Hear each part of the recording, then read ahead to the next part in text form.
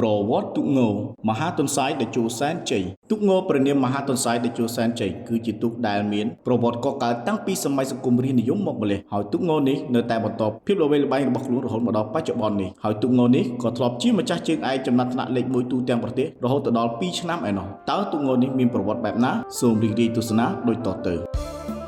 ជំរាបសួរពុកម៉ែបងប្អូនជាទីស្រឡាញ់រាប់អានស្វាគមន៍ការវិលត្រឡប់អំពីការនិទាននៅប្រវត្តិទូកងជួយជំនួយខ្ញុំបាទ Admin Claret បងប្អូនកុំភ្លេចជួយចុច follow ដើម្បីទទួលបាននៅប្រវត្តិទូកងថ្មីៗដែល Admin នឹងធ្វើជារៀងរាល់សប្តាហ៍ទូកងព្រះនាមមហាទន្សាយតេជោសែនជ័យគឺជាទូកដែលស្ថិតនៅវត្តកិច្ចវតិរាមហៅវត្តរីប៉ាយស្រុកកងមាសខេត្តកំពង់ចាមការដំឡោចាស់ស្រុកភូមិនៅស្រុករីប៉ាយបានមូលមតិគ្នាទៅទិញទូកងមួយនៅខាងវត្តខ្ចាយហើយពេលដែលយកទូកនេះមកដល់ស្រុកអ្នកស្រុកភូមិក៏ចាប់ផ្ដើមធ្វើពិធីថ្វាយភ្លេងដើម្បីប្រសិទ្ធនាមដល់ទូកងនេះគ្រានោះក្នុងពេលដែលកំពុងប្រារព្ធពិធីក៏ស្រាប់តែមានទន្សាយមួយក្បាលបានផ្លោះចេញមកហើយឈរទុំលើដំបូលទូកជាម៉ៅពេលនោះអ្នកស្រុកភូមិក៏បានប្រសិទ្ធនាមទូកងនេះថាទន្សាយផ្លោះគឺជាទូកដែលកកើតឡើងនៅក្នុងសម័យសង្គមរាស្ត្រនិយមហើយទូកងនេះមានចំណុះ37នាក់ទូកនេះក៏បានយកទៅចូលរួមក្នុងពិធីបុណ្យអុំទូកជារៀងរាល់ឆ្នាំផងដែរនិងទទួលបានភាពជោគជ័យជាច្រើនក្រោយមកចូលមកដល់សម័យខ្មែរក្រហមទូកងនេះក៏ត្រូវបានទុកចោលរហូតមកដល់ឆ្នាំ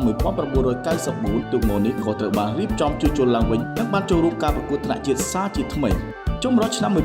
ឯកឧត្តម ម៉ៅ ភិរុនបានឧបត្ថម្ភទូកងថ្មីមួយគ្រឿងឲ្យទៅវត្តរីប៉ាយដោយទូកងនេះមានព្រះនាមថាមហាទន្សាយសែនជ័យទូកងនេះក៏ចាប់ផ្ដើមចូលគូពិសេសចាប់តាំងពីពេលនោះរហូតមកដល់បច្ចុប្បន្ននេះអ្វីដែលពិសេសនោះគឺទូកងមហាទន្សាយសែនជ័យបានទទួលនៅចំណាត់ថ្នាក់លេខ1ទូទាំងប្រទេសនៅក្នុងឆ្នាំ2000ទៀតផងចូលមកដល់ឆ្នាំ2008ឯកឧត្តម ម៉ៅ ភិរុនលោកបានឧបត្ថម្ភទូកងថ្មីមួយគ្រឿងទៀតចូលទៅវត្តរីប៉ាយដោយទូកងនេះមានចំណុះ75នាក់ហើយទូកងនេះក៏ត្រូវបានប្រសិទ្ធនាមថាមហាទន្សាយតេជោសែនជ័យរហូតមកដល់បច្ចុប្បន្ននេះទូកងព្រះនាមមហាទន្សាយតេជោសែនជ័យបានបង្ហាញខ្លួនយ៉ាងអស្ចារ្យនិងតែងតែចូលរួមប្រកួតថ្នាក់ខេត្តនិងថ្នាក់ជាតិជារៀងរាល់ឆ្នាំហើយនៅក្នុងឆ្នាំ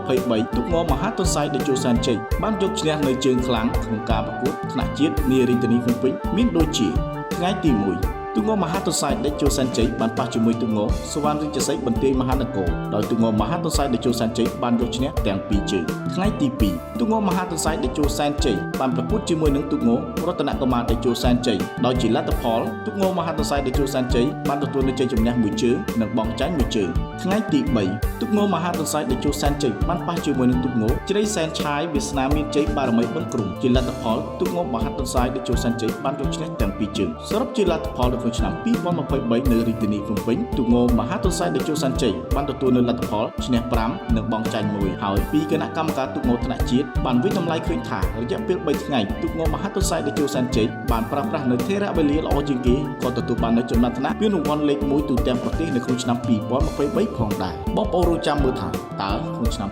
2024នេះទូកងព្រះនាមមហាទន្សាយតេជោសែនជ័យអាចការពារនៅតំណែងជើងឯកបានដែរឬទេសូមរងចាំទស្សនាទាំងអស់គ្នា